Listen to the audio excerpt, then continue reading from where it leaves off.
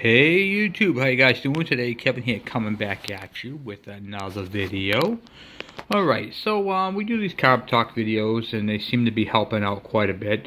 And I give you guys a lot of information, and I fix a lot of bikes just through my YouTube videos, which is awesome. People are able to get their bikes up and running and able to use them. So that's the purpose why I do these videos. This right here just came off of that bike that I showed you on the last video that had the pinched oil line. So this is the carburetor off of that. You can see how it's pretty grungy inside there. Nothing you can do about it. It's pitted right here. It's just, you know, it's basically a scrap carburetor. But I'm able to clear it out so you can actually, you can see that pilot jet right there is nice and clean. You can see the light through it. See if I can block out the light. No light now. There's the light through this tube right here. That's your pilot jet inside there. So basically your idle circuit to quarter throttle, and then from half throttle and on goes through the main jet, which is right here. Was able to get that cleaned out, so you can see the light through that as well, possibly right there. So we get that all cleaned out. And then you got the orifice that goes through the center of the carburetor, which is what the jet screws into. Now I wanted to talk to you guys a little bit about this part today in particular. I do, like I said, we do a lot of videos. We've touched on the main jets, we've touched on the pilot jets, we've touched on the float settings, the needle and seat. A gentleman, John, sent me his carburetor, and we were able to work on his carburetor and find out what the problem with his was. And this is your idle mixture screw, and then this is your air jet. His air jet was clogged. Now that air jet goes right straight through to this hole right there.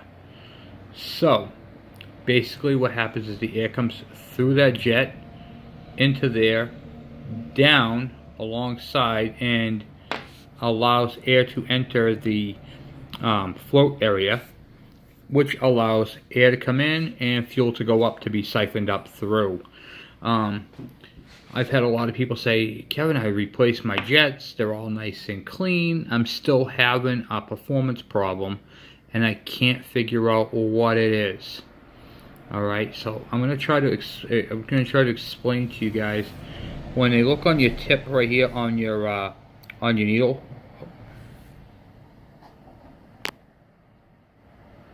when you look on the tip of your needle right here, you can see the pitting. See how it's got like pitting on it right there? That right there is where the problem is. See, your idle is up in here, and then your 3/4 full throttle is down here. See how it's all pitted right there? That's from being stuck inside here for a very long time. So how this works is this is inside your carburetor, and this fits up inside here like that. The throttle was stuck on this one almost all the way open like that, and you can actually see, let's see if I can expand it for you. See how grungy it looks right there? And now if you can see inside here, you can see the pitting. See the pitting right there? What you're looking at is the center hole. Now that's what I wanted to show you guys. Hold on, I'm going to pause you for a second. Okay, I got you back. Alright, so you'll notice on this that there is, let's see if I can bring you up here, that there is an air gap all the way around the outer perimeter, but the center hole right here where the needle goes, this part right here, where all that corrosion is also pitted right there. You see how it's got all the crusties? So what happens is, instead of the spray pattern coming in nicely into the throttle body of the carburetor through here, okay, it's all over the place. It's not a smooth throttle, and what you'll get is you'll get droplets of fuel from this. So the idea behind the carburetor is to take the air and fuel, mix it properly for a perfect burn, and enter it into the engine, and that'll give you, that'll make the engine run properly. But when you have crust buildup, like on this, instead of getting a mist going into the engine, you're getting droplets. So what that does is that it doesn't burn as nicely.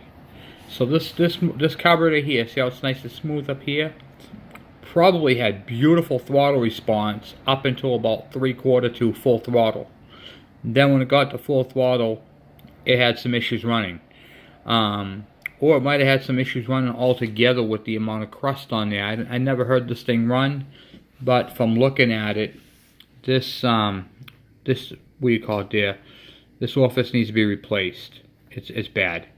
And you can see the crustiness in it right there. I mean, it's bad. So, can you clean them? Sometimes you can, but when they're pitted, you cannot. You have to get rid of them. You have to discard them. A couple of other things I've had questions on. Kevin, I cleaned the heck out of my carburetor. He used other words. I've cleaned the heck out of my carburetor. I still cannot get this thing to work properly. Okay? So, I said, what's the problem? He says, I put the choke on and nothing happens. Nothing. Okay. This little tube right here is your pickup for your choke. Okay. The gasket has to be sealed around it, and it goes into this part right here. Inside this right here is a built-in jet. I know this is kind of hard to see because of the all the debris, but I'm going to expand you guys so you can see it. Do you see that little hole right there? That's your fuel inlet right there for your choke. So when you pull your choke lever, fuel goes in here. It goes through that little jet, sucks up into this hole.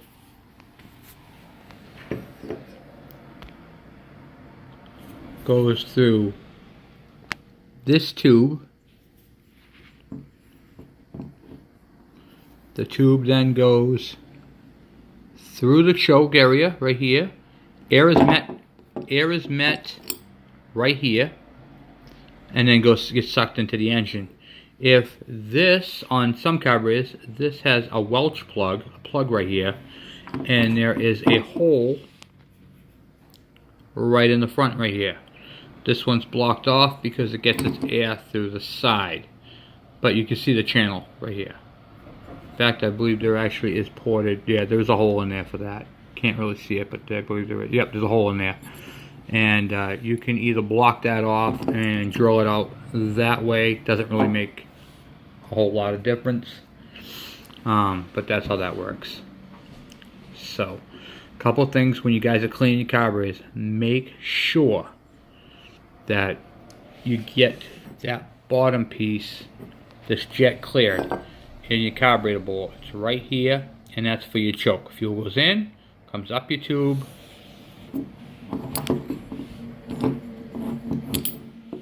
goes in through this tube, and you can actually follow the porting. Goes from here up this way and right at the bottom, and you can see it. I don't know if you can see it now. Hold on a second. No, you probably can't see it without the light on it, but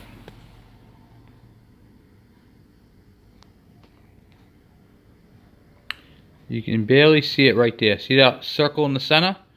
That's the hole, and that right there is what sucks it up. So you want to make sure that is nice and clear.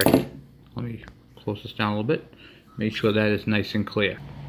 Another thing I want to touch base on is your needle. Okay? A couple of things you're going to be looking for on your needle, and I think you can see it on this one, especially if they're old, they've been stuck. So let me expand you up a little bit more, get you like this. Okay, you see how bad that needle looks? Where are you? Where'd it go? Here it is. I'm doing this all freehand. Sorry about the wiggliness in the camera, guys. So where are you? Oh. You can see right there's a line around the needle. That's because it's been sitting in one spot for very, very long, and that's where it's going to leak. The other thing you want to check, make sure there's no debris on the side. See that little bar right there? There shouldn't be a little burr on that side. That should be nice and smooth and flat like the rest. See that right there, how it looks? Then on that side is a little burr. A couple things you want to also look at. Let's see. There we go. On the end of it is a little spring tension for the float. That should move in and out freely with a little bit of tension on it. If it goes in, stays in, that's not good. If it comes out too fast, like it's not, there's no tension on it, the spring is bad inside there and it's no good. These can be cleaned up with some non-abrasive scouring pads. You can buff those clean, and you can actually use it on the, you can use a toothpaste and, the heck you call it, toothpaste and a Q-tip on the seat right here to clean it up a bit. If it still leaks after that, you need to replace it. But you can see how you see the pilot jet. So this carburetor is in really rough condition. However, it will run. It may not run good, but it make for a good test carburetor when you're going to do something. Just try it out and see if you can get going. But all the jets, this is cleared. Those are all cleared. All the jets are clear. The only downside to this carburetor is it's got a pitted needle, and the orifice is pitted as well. This thing right here. But you can see the port right there where the air comes in. Then it all meets on through. And that's basically what it looks like right there. There's some writing on the side of it. Tells you what size it is. Let's see if we can expand you up there. I don't know if we can read it or not. We'll find out, right?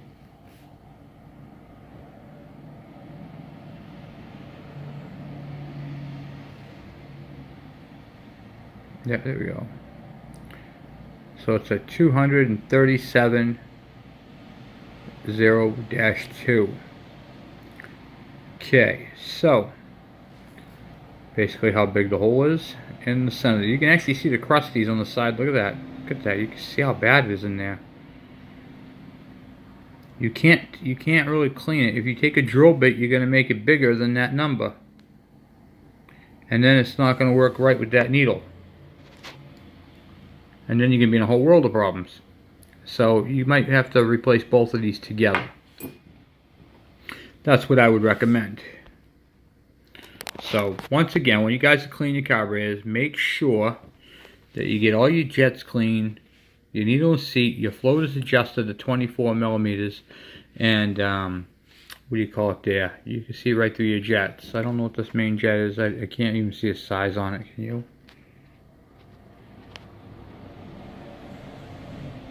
Oh, wait a minute. Seeing some writing on it. Let's expand you guys up again. Taking you guys on this. Sorry about the shakiness. Oh, yeah. So this is a 75 jet. 75. I don't run 75 in mine. I normally run 80 plus, but that's alright. This one works. So this is the one that came with that motor. So kind of a leaner jet.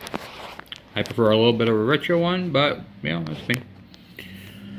So anyway guys, thank you for watching. I figured I'd just do a little carb talk video, trying to point you guys in the right direction. If your choker's not working properly, it could be a clog in your bowl. If you're having performance issues on the top end of the when you're revving it and you're getting top end and kind of getting some bogginess, check your orifice here and your needle. Check that and that. And if you're leaking out you adjust your carburetor and you're still leaking, a couple things to check on that is make sure that this right here is nice and clean inside. This right here is your seat, and make sure that the gasket underneath of it is good. Because even if this seals and the gasket's bad, you're gonna leak fuel. And then make sure that your needle itself has tension on it, and that it is nice and clean all the way around the tip and there's no grooves. So that right there was the purpose for this video. And of course, the most neglected thing on these carburetors when they're being cleaned is that air jet right there in the front. Make sure that air jet is clear and clean, because it will flood out right away. So anyway guys, thank you for watching. Please subscribe, please share, and thank you for all your support. Talk to you guys later. Bye.